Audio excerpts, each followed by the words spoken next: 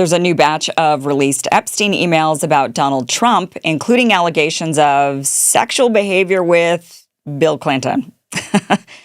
And accusations that Trump was the single worst person Jeffrey Epstein knew, which is saying a lot since he knew a lot of really bad people.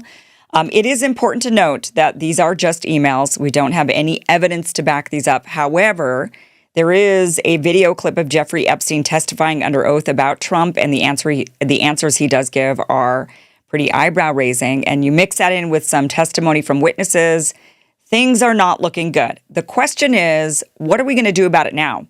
But first, let's go over all of the emails. These are quite interesting.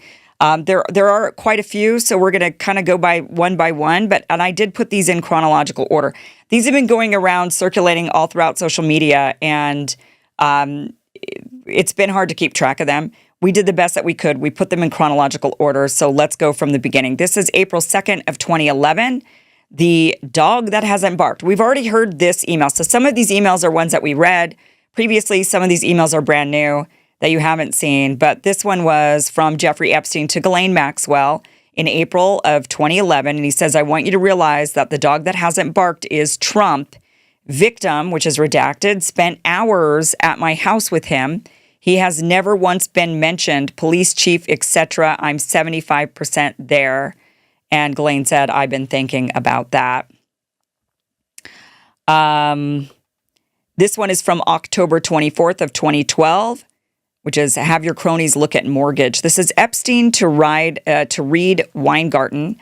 And Reed Weingarten is an individual editorial. He is a partner at Steptoe and Johnson and maintains an outstanding reputation representing both corporate and individual clients facing high-stake, white-collar criminal charges. He's based in Washington, D.C. So he is one of the nation's top white-collar criminal defense lawyers, is who he is.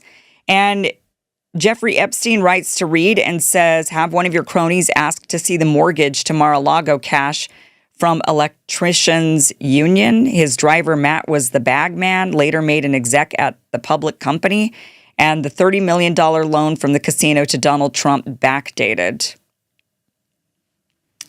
So sounds like there's maybe some criminal stuff there. And Jeffrey Epstein is, interesting that he's saying, hey, and this is a criminal lawyer, and he's saying, hey, have your cronies ask to see the mortgage at Mar-a-Lago. Check into this, and a $30 million loan from the casino to Donald Trump, backdated. Check into all of this. So clearly trying to gather blackmail on Donald Trump, trying to gather stuff. I mean, what is do you think Jeffrey Epstein's like this citizen? He's just like this great citizen, and he's out there trying to catch bad guys? No, of course not. What he's doing is he's trying to gain some sort of leverage on Donald Trump. Hey, we've got dirt on you. That's what he's going for. Not just sexual dirt with young girls, but instead now it's also financial crime dirt on Donald Trump. All right, this next one, this is from December 8th of 2015. This is Jeffrey Epstein to Landon Thomas Jr. And Landon Thomas Jr. is, who is Landon Thomas Jr.? I have this in my notes. Sorry. There's so many to keep track of here. Landon Thomas Jr. is a New York Times writer, a Financial Times writer. That's who he is. And in this exchange, he says, from Jeffrey Epstein, he says, would you like photos of Donald and girls in bikinis in my kitchen? And Thomas Landon says, now everyone is coming to me thinking I have juicy info on you and Trump because of this. Because of the quote that Jeffrey Epstein said. Trump said about Jeffrey Epstein. I've known Jeff for 15 years. Terrific guy. He's a lot of fun to be with. It's even said that he likes beautiful women as much as I do, and many of them are on the younger side. No doubt about it. Jeffrey enjoys his social life. I didn't think it could happen to me, but just recently, someone stole my information and actually bought a car under my name in Texas. While I was standing in the Idaho DMV getting my new driver's license, a thief was driving off the dealer lot pretending to be me. And I only caught it because I was getting bombarded with alerts. Now imagine if I hadn't seen them in time. And this is exactly why today's sponsor, Aura, matters. If you've ever wondered how scammers get your personal info, your phone number, your address, even where you supposedly work, it's because of data brokers. These shady companies collect your data and sell it to anyone, from marketers to scammers, and they make billions doing it. They don't ask your permission. And while they're legally required to remove your info if you ask, they make the process nearly impossible on purpose. Believe me, I'm going through it right now. But if I had Aura set up before, this thief would have had a much harder time. Aura automatically scans and scrubs your information from those data broker sites, and then it keeps it off. It also gives you real-time fraud alerts, so instead of finding out a day later that someone used your name, you get notified right away. That's the kind of tool I wish I had in place when all of this happened. But Aura is more than just removing your data from shady brokers. It's an all-in-one digital security app. It alerts you if your personal info is found on the dark web. It monitors your credit and bank accounts in real time. It gives you a secure VPN, password manager, antivirus, and more. And if something does happen, Aura covers you with up to $5 million in identity theft insurance and 24/7 US-based fraud support. The fact that companies profit off of our stolen data while we're left vulnerable is outrageous. I learned that the hard way. But I'm not leaving myself unprotected anymore, and you shouldn't either. Protect yourself and your family with Aura. Try it free for 14 days at aura.com/Kim Iverson. And in just 2 weeks, Aura will show you where your personal data is being exposed and start scrubbing it off the internet automatically. Again, that's aura.com/Kim Iverson. So we all have seen that clip of Donald Trump saying that. And now Thomas Landon is saying to Jeffrey Epstein, well, people think I have dirt on him. They think I have something on him. And then Jeffrey Epstein says, well, would you like some photos of him and girls in bikinis? I mean, I think there's probably a lot of pictures of a lot of men in the world with women in bikinis. I don't think that implies anything. But, just we're going through the emails. We're going through the emails. That's what we're doing here. And he writes back and says, yes. And then Jeffrey Epstein says, read the BuzzFeed regarding my airplane logs and Hawaii Tropic contest. Have them ask my houseman about Donald almost walking through the door, leaving his nose print on the glass as young women were swimming in the pool. And he was so focused, he walked straight into the door. Okay, again, I think any man, any heterosexual man, if he saw a bunch of women swimming in a pool, either in bikinis or naked, probably would do the same thing. So I don't think, I don't think that that's anything necessarily, like, oh, gee, Donald is a big pervert. I think that's like every man would see women in bikinis and be like, hey, what's up? Walk through the glass door. Okay, this is another one. This is this is kind of the continued exchange. And Jeff says to Thomas, my 20-year-old girlfriend in 93, after 2 years, I gave to Donald. After 2 years, I gave to Donald. So what does that even mean? So my 20-year-old girlfriend in 93, that after 2 years, I gave to Donald. So he had a 20-year-old girlfriend in 93, and then after 2 years, he gave her to Donald Trump, supposedly. So she would have been of age. She would have been an adult at that time. Thomason writes, I'm serious, man, for the good of the nation. Why not try to get some of this out there? I would not do it myself, but would pass on to a political reporter. Plus, look at these lies. In response to a message left seeking the Trump campaign's comment on this article, on Thursday, Trump's general counsel, Alan Garten, emailed threatening legal action against BuzzFeed News. Quote, Mr. Trump's only connection with Mr. Epstein was that Mr. Epstein was one of thousands of people who had visited Mar-a-Lago. That's it. Mr. Trump has never been accused of having any involvement or even having any knowledge of any of Mr. Epstein's conduct by anyone. As a result, I have no idea what the purpose of your article could possibly be, other than to try and intentionally and with actual malice defame my client's name and reputation by mentioning him in the same article as Mr. Epstein. In other words, suggest guilt by association. This is the very definition of irresponsible and reckless journalism, and to publish such a story would be highly unethical even by BuzzFeed standards, is what Thomas sent to Jeff, to Epstein, that's something he had received. This is December 2015. And this is that we already read this email before. It was if you were able to craft an answer for him, what do you think it should be, when he was informed that CNN is going to be asking Trump about his association with Epstein. And that's what they asked. If you were to craft an answer for him, what should it be? And then they kind of came up with this, well, let him hang himself.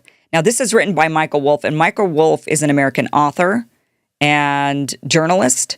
So he has written for numerous publications, including Vanity Fair, New York Magazine, USA Today, The Hollywood Reporter. So a lot of the people that he's talking to, a couple of them anyway, Michael Wolff and Thomas Landon, or is that Landon Thomas? Thomas Landon. Is it Land? It's Landon Thomas Jr. They are journalists. December 16, he says, let him hang himself. And, okay, let's see. This one is from February 2016. This is from Jeffrey Epstein to Thomas Jr., Landon Thomas Jr., saying, regarding Trump, but being a phony rich person. On Wednesday, let's see, February 10th, Landon Thomas wrote, actually, I don't think he or voters would care. Being effectively shameless is a pretty powerful weapon for a presidential candidate. And Landon wrote to Epstein, it says the stories you could tell.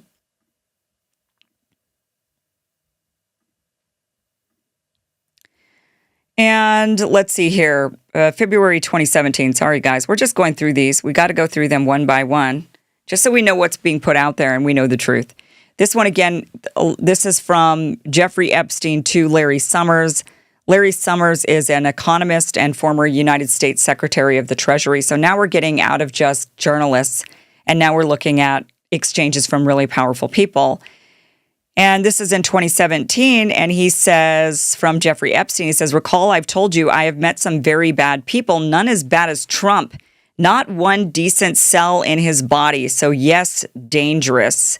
And Larry Summers had written him and said he didn't wreck the world and avoided scandal. What does Rumler say regarding his attitude toward women? And Rumler is an attorney who was principal deputy White House counsel and White House counsel to President Barack Obama. I think the picture that we're kind of getting here, I mean, we're going to keep going because there's some more emails to look at, but I think the picture we're getting here is that, Jeffrey Epstein was ultra liberal, ultra on the side of Democrats, clearly hated Donald Trump, clearly was working with people to undermine him, looking to get dirt, looking to print stories on him, and looking to oust him or get rid of him. I mean, clearly kind of operating as a Democrat operative. And I think this is why Trump says, oh, this is just a Democrat hoax. And, there is something to that in regards to clearly Jeffrey Epstein was favorable to Democrats. So if that's the case, why was he favorable? Was he favorable because he had his own political opinions and he just didn't like Trump like many people didn't? And is he a Democrat because but then the question is, okay, so did he have a lot of dirt on Democrats? Was he working on behalf of Democrats a lot? Clearly he had dirt on a lot of people and it didn't matter what side of the aisle they were on. But he did seem to have. So when Trump and the Trump people say, well, this is a Democrat hoax, you have to understand the lens that they're saying that from. And it sounds like Jeffrey Epstein was very much against Donald Trump and trying to take him down. But the question is, did he have dirt on him? And if he did, and I'm going to conclude actually that Epstein did have dirt on Trump, and I'm going to conclude that his handlers, that would be Mossad and the state of Israel, they were not allowing him to use any of that. He'd probably turned over everything that he had to his handlers, and he wasn't holding on to it. All he had was rumors at this point, or things that he could kind of point to that were smaller. And I'm sure that Israel and Mossad were not allowing for Jeffrey Epstein to take Trump down because Trump ended up being the greatest asset to the state of Israel. So keep all of that in mind as we're kind of going through this. So Jeffrey Epstein says, goes on and says, and this one is now Thanksgiving. This is Thanksgiving with Donald Trump. Now, remember, Donald Trump acted like, I don't really know Jeffrey Epstein. I kind of just kicked him out of my club. But then we have these video recordings of him saying, oh, yeah, I know Jeffrey Epstein. He likes young girls. And now we're seeing that he actually was hanging out with Jeffrey Epstein quite a few times and also hung out with him at Thanksgiving, which is what this thread says. This is between Jeffrey Epstein and Faith Cates. Who is Faith Cates? Faith Cates is the founder of Next Model Management. Okay, so she says, hope today's fun for you. And Epstein says, fun? When are you back in New York City? And she says, all next week. And he says, okay, Dylan will want to see you. I always want to see you. Where are you having Thanksgiving? Oh, sorry, she says that. to him again. And then he says, Eva, I don't know what that means. And she says to him, that means Glenn, check out his red hair. And Epstein says, berries color for holiday. So this is kind of like a lame exchange for a minute here. And then she says, he's such a snooze. Who else is down there? And Epstein says, David Fizzle, Hansen, Trump. And then she says, have fun. So now we know he was spending Thanksgiving with Donald Trump. Now, not at his house, but still, he was socializing with Donald Trump. So when they say, oh, I didn't really hang out with the guy, I didn't really know the guy, that's not necessarily true. They definitely hung out in the same circles. Okay, this one is weird. This email exchange is weird. Did Jeffrey Epstein's implying, or Mark Epstein, Jeffrey Epstein's brother, this is an exchange about them and between them, and they imply that Donald Trump and Bill Clinton had some sexual rendezvous. Okay, I don't know. This is what it says. Mark Epstein writes to Jeffrey Epstein, and he says, how are you doing? A while back, you mentioned that you were pre-diabetic. Has anything changed with that? What is your boy Donald up to now? And this is 2018, March of 2018. And Epstein says, all good, Bannon with me. And Mark Epstein says, ask him if Putin has the photos of Trump blowing Bubba. Who's Bubba? Bubba is a nickname for Bill Clinton. So when he says, ask him if Putin, so he's saying, ask Bannon, because Jeffrey Epstein saying, I'm with Bannon. And his brother Mark says, all right, ask him if Putin has the photos of Trump blowing Bubba. And then Jeffrey Epstein wrote back and said, and I thought I had Soros, which is Yiddish for trouble. I thought I had Soros. And Mark says, you and your boy Donnie can make a remake of the movie Get Hard, sent via tin can and string. And Epstein says, you mean Donnie T? And Mark says, I'd rather be in Donnie D's shoes. Okay. All right. I'm sure it's a joke. Maybe it's not a joke, though. I mean, you never know. We think it's a joke, but then you have to sit here and go, well, what if? I mean, people, we're hearing all these weird things coming out of Diddy's parties and all the rappers that Diddy made do them or something. So I don't know. Maybe Bill Clinton and Donald Trump had a little tryst at Jeffrey Epstein's or at Putin's or somewhere. I mean, I'm having a hard time believing that, but you just never know, right? I mean, you never know. Okay, we're moving on to March of 2018. Landon Thomas Jr., the financial correspondent for the New York Times, based in London, says to Jeffrey Epstein, he's scaring the shit out of me now. He could well tank global economy. Can Barack talk sense to him anymore? Maybe it's time for you to jump in now. Given how he's throwing caution to the wind in such epic fashion, why wouldn't he take your call? Give it a shot. And Epstein says he feels alone and is nuts. I told everyone from day one, evil beyond belief, mad, and most thought I was speaking metaphorically. It's obvious he could crack. Stormy Daniels, lies after lies after lies, he says. I mean, again, for Epstein to say that Trump is the worst person he's ever met, but then again, keep in mind, everybody at that time had Trump derangement syndrome. And everybody at that time was saying Trump's Hitler. Trump's the worst person in the world. So you kind of have to keep that into perspective as the time frame that this was happening. And everybody was saying Trump's the worst guy I've ever met. Trump's the worst person I've ever known. It was kind of trendy to say that. The next email, this was from 2018. And this is from Thorborn Jagland. And Thorborn Jagland writes to Jeffrey Epstein and says, and Thorborn Jagland, by the way, is the former prime minister of Norway. I might not have said his name correctly. Did my best. But he says, I'll meet Lavrov's assistant on Monday and will suggest thank you for a lovely evening. I'll come to unhigh level week. And Epstein says, I think you might suggest to Putin that Lavrov can get insight on talking to me. Vitaly Churkin used to, but he died. And also Epstein said, Turkin was great. He understood Trump after our conversations. It's not complex. He must be seen to get something. It's that simple. He was hanging out with a lot of really powerful people. And I think this is why we see, the state of Israel, which we now know that Jeffrey Epstein was working for, which is definitely uncovered by Drop Site News. And, he had a lot of powerful people that he was working with. And the question is, how much dirt did he get on all of them? And how much control is the state of Israel able to have over people with blackmail? This is to Kathy Rumler, who was once again, Kathy Rumler was she was the former White House counsel. Okay, so she's writing to Jeffrey Epstein. She says, here's the story from the New York Times that I thought you'd find interesting. The principled case for impeachment is clear. What's missing is the courage. So again, very anti-Trump, wanting to get rid of him. And Epstein says, I think he makes the argument that it was his and Trump's money making it not illegal. So he's talking about Stormy Daniels and that whole, or maybe it was the other woman that he supposedly paid off, right? Though he said he also only found out afterwards. And the fact, according to the indictment, was billed as services rendered and grossed up. I'm sure his accountant has flipped anyway. I did talk in detail to Starr yesterday regarding indictments, how Trump can make a deal. Clinton's trash can. Yes, Starr gave me more. So I think he's talking about Ken Starr.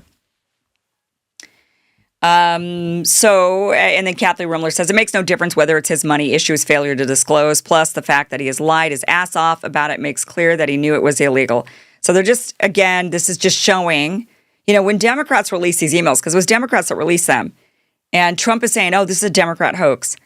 And Democrats are saying, no, there is dirt with Trump and Epstein. What's interesting mostly about this is they're kind of both right. There's stuff in here that shows, obviously Epstein was friendly with Trump or ran in the same circles. He had some photos of Trump. He'd hung out with Trump. And also that Epstein was very much against Donald Trump and was very much working with Democrat or just friendly with Democratic powerful circles. So, both of those things seem to be a bit true. Here's another email. It will all blow over. This is to Epstein. We don't know who this is from. This is a redacted sender. It will all blow over. They're really just trying to take down Trump and doing whatever they can to do that. And Epstein says, and then the reply, yes, thanks, it's wild because I'm the one able to take him down. That was Epstein saying that. So somebody said, it will all blow over. They're really just trying to take down Trump and doing whatever they can to do that. And Epstein says, yes, thanks, it's wild because I'm the one able to take him down. So he must have had something on him, and that was in 2018. But, he was working for what we believe to be the state of Israel and Mossad. They wouldn't let him take him down. Why? Well, why not? Well, because obviously Trump has now become the biggest lackey for Israel and doing everything that they want. Okay. Let me see what else is in here that's actually there's so many emails, and there's going to be so many, and we cannot possibly go through all of them. But I do want to show you this one. Let's see here. There is this one right here that just is very, very disturbing. Now, this is not about Donald Trump, but this is from Jeffrey Epstein to Tom Barak saying, and Tom Barak, who's been mentioned before, this is the United States ambassador to Turkey. And he says, send photos of you and child. Make me smile. What does that mean? And this is Tom Barak, the ambassador to Turkey. What does that mean? Send photos of you and child.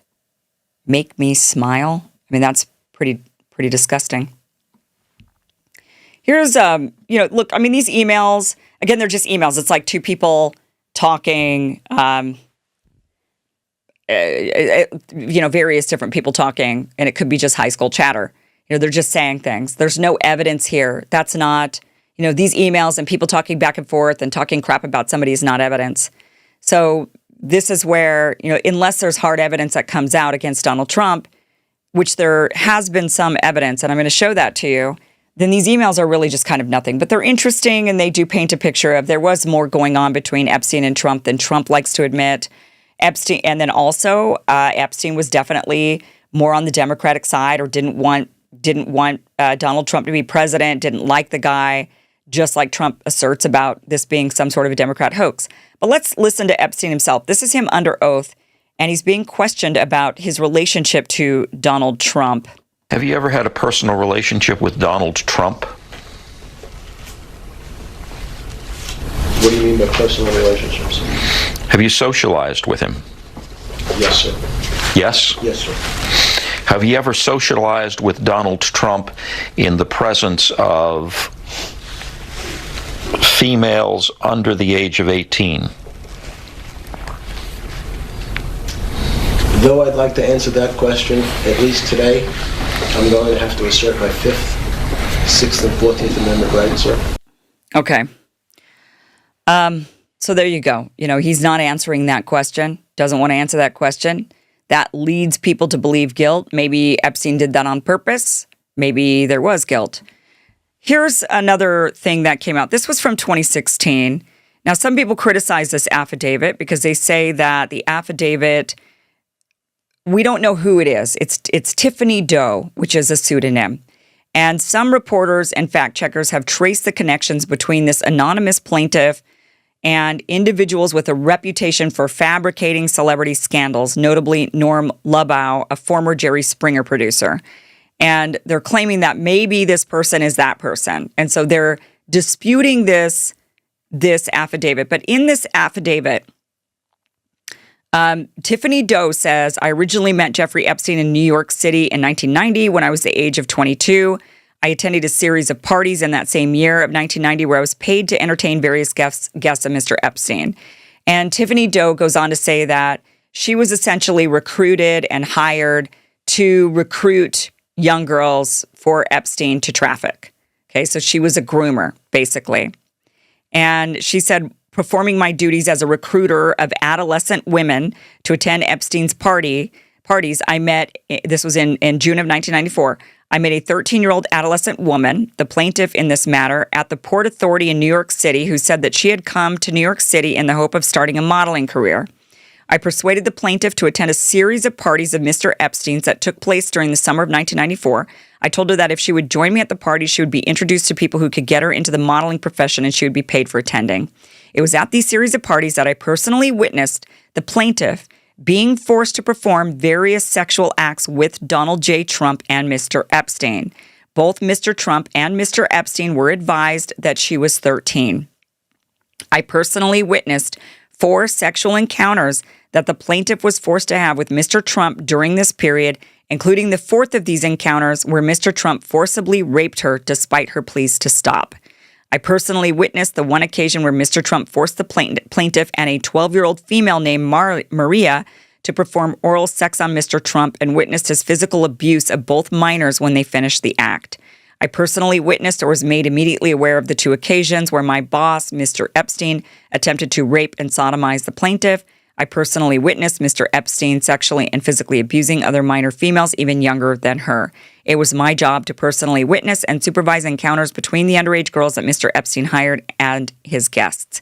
I personally witnessed Mr. Trump physically threaten the life and well-being of the plaintiff if she ever revealed any details of the physical and sexual abuse suffered by her at the hands of Mr. Trump. I personally witnessed Mr. Epstein physically threaten the life and well-being of the plaintiff if she ever revealed the details of the physical and sexual abuse that she suffered at the hands of Mr. Epstein or any of his guests. I personally witnessed defendant Trump telling the plaintiff that she shouldn't ever say anything if she didn't want to disappear like the 12-year-old female Maria, and that he was capable of having her whole family killed. After leaving the employment of Mr. Epstein in the year 2000, I was personally threatened by Mr. Epstein that I would be killed and my family killed as well if I ever disclosed any of the physical and sexual abuse of minor females that I had personally witnessed by Mr. Epstein or any of his guests. I'm coming forward to swear to the truthfulness of the physical and sexual abuse that I personally witnessed of minor females at the hands of Mr. Trump and Mr. Epstein, including the plaintiff during the time of my employment from the years 1990 to 2000, for Mr. Epstein. I swear to these facts under the penalty of perjury, even though I fully understand that my life of myself and my family is now in grave danger. And that is signed Tiffany Doe. And that was June 18th of 2016. Now, again, critics have said, well, this is a Tiffany Doe. We don't know who this is. It could have been this Jerry Springer producer. And also this was at the time in 2016 when everybody was trying to get Trump out of power. So like, why then? Why not previously? Why was this all coming out then? And those are good questions. But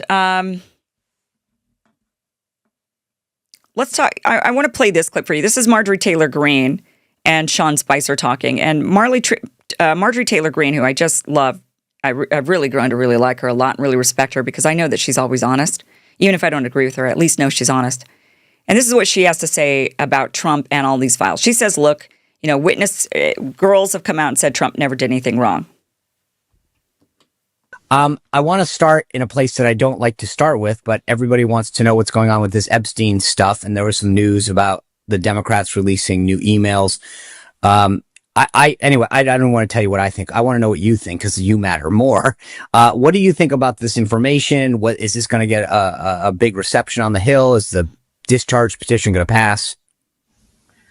Great question. Well, as you know, my name is on the discharge petition, and today the speaker is supposed to be swearing in the new Democrat member of Congress that says that she will be signing the discharge petition. So that will create 218 signatures to release Thomas Massey's bill to release the Epstein files.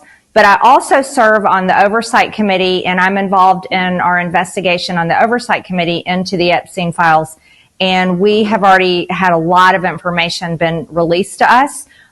So much information that I haven't made my way through all of it yet. And I actually have a meeting today about those emails that the Democrats had released. Those were emails I had not seen yet. The one thing that I will tell you is over and over and over again, the victims, the actual victims of Jeffrey Epstein have said that Donald Trump did nothing wrong. And I think that their voices speak the loudest, and those are the women that I'm listening to. And I look forward to seeing them again. I think we're planning to have another press conference next week. Okay. Victims have said over and over and over again, Donald Trump has done nothing wrong. Now, again, we all need to be extremely skeptical of this.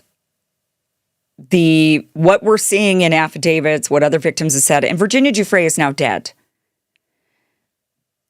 And many people are dead that are involved in this Epstein scandal. So people are being threatened. It's not just their lives. They're being threatened by their family members being killed. And that is very powerful.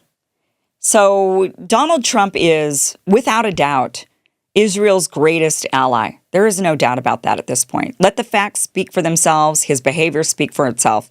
He has done everything that Israel wants.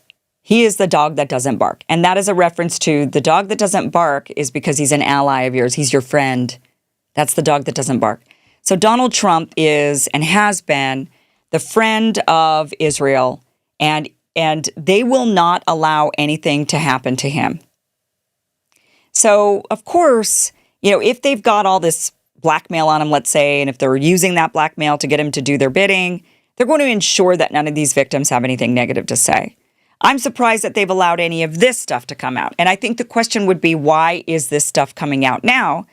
These are the questions I think we all have to ponder is, why is this coming out now? What is it Israel wants? I mean, if you were Mossad and you had a blackmail operation against Donald Trump, you'd been using Epstein to do this, and against a lot of people, but you have all this blackmail on Trump. What is your goal here? So for a while, you'd want to protect the guy because he's saying, yes, I'll do whatever you want. And you're pretty confident that when he becomes president, he's going to move the embassy to Jerusalem. He's going to allow the annexation of the West Bank. He's going to give you all the weapons you want. He's going to do whatever you want. So at that point, you go into protection mode and you kind of dangle a few things out there like, remember, we have this stuff on you. And then you say, we could release it or we could not release it. And if you just do what we want, we won't release it. And then things kind of disappear for a while.